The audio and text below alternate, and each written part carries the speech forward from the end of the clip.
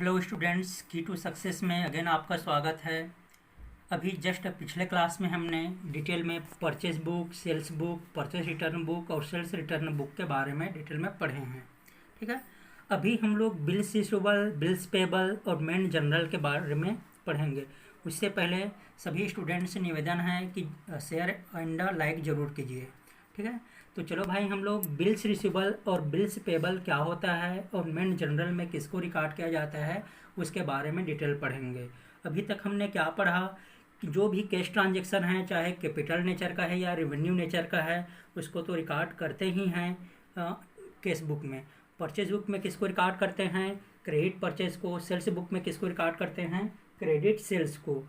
और purchase return, जो purchase के हों रिटर्न आ जाता है उसको परचेस रिटर्न बुक में रिकॉर्ड करते हैं। जो सेल्स के हैं वो रिटर्न आ जाता है उसको किस में रिकॉर्ड करते हैं? सेल्स रिटर्न बुक में।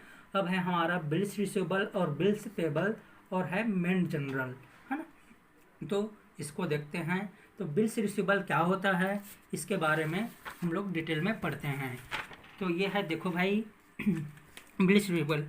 If the firm usually receive a number of promissory note और हुंडीस, और लिख सकते हो हुंडीस है, आपका चेक है,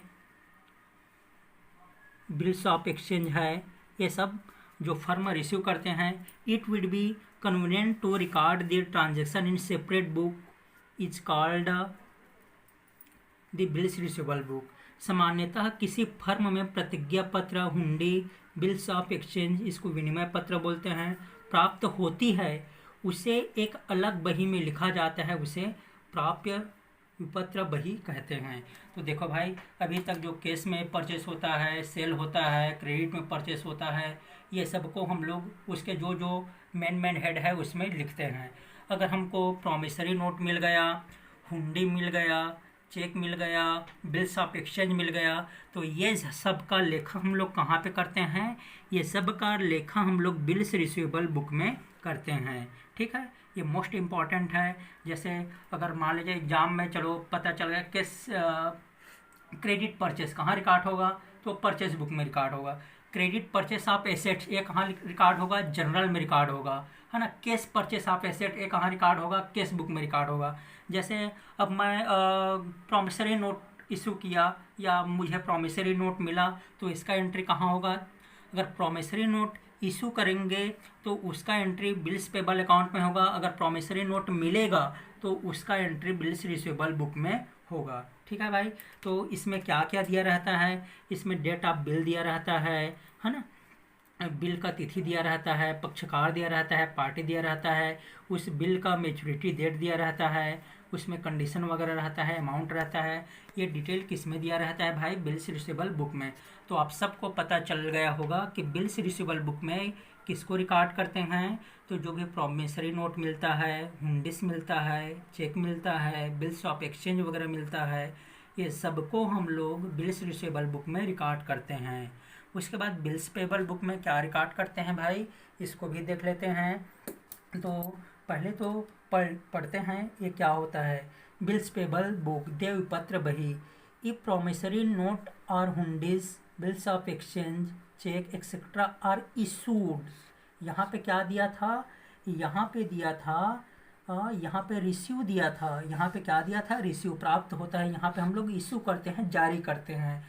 the bills payable book will be convenient, this will be return is bills payable book. ठीक है, इसको किस में रिकॉर्ड करते हैं? बिल्स पेबल बुक में। तो इसी को ही क्या बोलते हैं? It is known as bills payable book. ठीक है दोस्तों, हिंदी में पढ़ लेते हैं।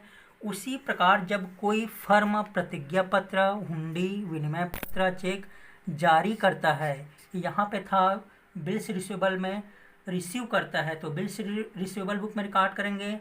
और हम लोग जारी करेंगे या इशू करेंगे, उसको कहाँ रिकॉर्ड करेंगे? बिल्स पेबल बुक में रिकॉर्ड करेंगे। तो उसे एक अलग बही में लिखा जाता है, उसे देय विपत्र बही कहते हैं। उसको क्या कहते हैं भाई? वो उसको देय विपत्र बही कहते हैं।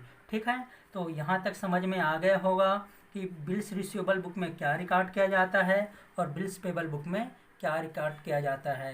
तो इसके लिए मैंने इसका प्रोफार्मा लाया हूँ। देखो भाई प्रोफार्मा इसका क्या है, एक बार ध्यान से देखना। पहले आप प्रोफार्मा बिल्स ऑफ एक्सचेंज को देख लेना, ये बिल्स ऑफ एक्सचेंज को प्रोफार्मा को, ठीक है। तो बिल्स ऑफ एक्सचेंज का प्रोफार्मा है यहाँ पे सीरियल नंबर है, डेट है, फ्रॉम होम रिसीव्ड है ना, किससे मिला, नेम ऑफ एक्सेप्टर किसने प्राप्त किया, डेट ऑफ बिल, बिल का जो तिथि रहता है, टर्म रहता है, उसका मैच्योरिटी डेट कब है, फेयर पेबल किसको पेमेंट करेंगे, लेजर फ्री रहेगा, अमाउंट रहेगा, हाउ टू डिस्पोज, उसको डिस्पोज कैसे करेंगे, रिमार्क, ये सब रहता है, ठीक है। तो इसमें देखो भाई किसी से हमको प्रॉमिसरी नोट मिल गया, चलो 4-5 तो प्रॉमिसरी नोट मिल गया, तो इसमें सीरियल नंबर में आ जाएगा 1 2 3, जितना टाइप का मिलेगा, जितना नंबर आप मिलेगा ये क्या आ जाएगा, उसका नंबर आ जाएगा। उस बिल का क्या रहेगा, इसमें डेट रहेगा, किससे मिला है उस पार्टी का नाम आ जाएगा, और जिसने प्राप्त किया है उसका नाम आ जाएगा, इसमें उस बिल का डेट आ जाएगा। सपोज हमको एक बिल मिला है 2 तारीख को, है ना, 2/3/19 को मिला है, किससे मिला है, सपोज राम से मिला है, नेम ऑफ एक्सेप्टर, तो राम से मिला है, चलो इसको श्याम ने क्या कर लिया भाई, एक्सेप्ट कर लिया। उस बिल में डेट है, डेट ऑफ बिल, ठीक है। तो चलो डेट ऑफ बिल है 2/3/19 को ही लिख लेते हैं, 2/3/19 है। तो इसका टर्म क्या रहेगा भाई, इसका टर्म रहेगा आपका, सपोज कोई भी 2 मंथ 3 मंथ 4 मंथ 6 मंथ ऐसे हो सकता है, मैं 3 मंथ ले लेता हूँ। तो डेट ऑफ मेच्योरिटी क्या होगा, तो यहाँ पे 2/3 को बिल मिला है, ये 2/3 को 3 मंथ बाद कितना हो जाएगा, 3 मंथ बाद है मार्च अप्रैल मई जून, तो यहाँ पे 2 जून हो जाएगा 19, लेकिन उसमें 3 दिन ग्रेस डे दिया जाता है, तो ये कितना हो जाएगा 5 जून हो जाएगा, 6वां महीना है ना, जून 2019। देखो भाई 3 महीना बाद 2 जून आना चाहिए था, लेकिन 3 दिन हमने इसमें क्या जोड़े, ग्रेस डे जोड़े। होम टू पेबल जिसको पेमेंट करते हैं वो आ जाएगा, जैसे बिल हमारा 10,000 का है तो 10,000 आ जाएगा, हाउ टू डिस्पोज ये सब आ जाएगा, ठीक है। तो promissory note bills of exchange का ये हमारा क्या है भाई, प्रोफार्मा है, ठीक है। एक मिनट, मैंने गलत बताया, बिल्स ऑफ एक्सचेंज का, सॉरी दोस्तों, ये बिल्स ऑफ एक्सचेंज का प्रोफार्मा नहीं है, ये है आपका बिल्स रिसीवेबल का प्रोफार्मा है। किसका प्रोफार्मा है भाई, बिल्स रिसीवेबल का प्रोफार्मा है ना, बिल्स रिसीवेबल का प्रोफार्मा है ये, बिल्स रिसीवेबल, ठीक है, ये हमारा बिल्स रिसीवेबल का प्रोफार्मा है। और ये हमारा प्रोफार्मा बिल्स पेबल, ये किसका प्रोफार्मा है, बिल्स पेबल का प्रोफार्मा है। जब हमें कोई भी promissory note, bills of exchange, cheque वगैरह मिलता है तो बिल्स रिसीवेबल कहलाता है। और बिल्स पेबल क्या होता है, जब हम promissory note, bills of exchange ये सब जारी करते हैं तो क्या कहलाएगा, बिल्स पेबल कहलाएगा। जैसे इसमें भी हमने अगर चार्ट को जारी कर दिया 1 2 3 4, तो चारों का सीरियल नंबर रहेगा, उसका डेट रहेगा, सपोज डेट है इसका 3 अगस्त 2019 है, ड्राइवी का इसमें नाम रहेगा, सपोज ड्राइवी का नाम दे दिया है दीपक दे दिया है, ड्राइवी का नाम क्या दे दिया है, दीपक दे दिया है। किसको पेमेंट कर रहे हैं, वो पेई का नाम रहेगा, इसमें पेई का नाम सपोज इसमें रघु दे देते हैं, ठीक है, पेई का नाम क्या है, रघु है। डेट ऑफ बिल को देख लेते हैं, सपोज यहाँ पे 3/8/19 ही कर देते हैं, टर्म 2 मंथ है, तो 2 मंथ बाद कितना होगा भाई, तो 2 मंथ बाद ये हो जाएगा 10वां महीना, है ना। तो इसका मैच्योरिटी डेट 3/8 रहेगा, 3/10/2019, लेकिन 3 दिन क्या मिलता है, ग्रेस डे मिलता है, तो हो जाएगा ये 3/10/19 हो जाएगा। लेजर फ्लो रहेगा, अमाउंट सपोज इसका अमाउंट है 20,000 का हम जारी किए हैं, हाउ टू मेट और रिमार्क, इस प्रकार रहता है इसका प्रोफार्मा, ठीक है। तो इसका क्वेश्चन तो बहुत ही कम आता है, लेकिन आपको प्रोफार्मा को एक बार देख लेना है।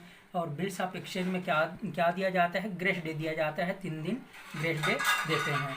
अगर मान ली जाए ग्रेस डे में ही हॉलीडे है तो इसके प्रीवियस डे में बिल ड्यू होगा, ठीक है, वही उसका मैच्योरिटी डेट होगा, तो इसका प्रोफार्मा है, ठीक है।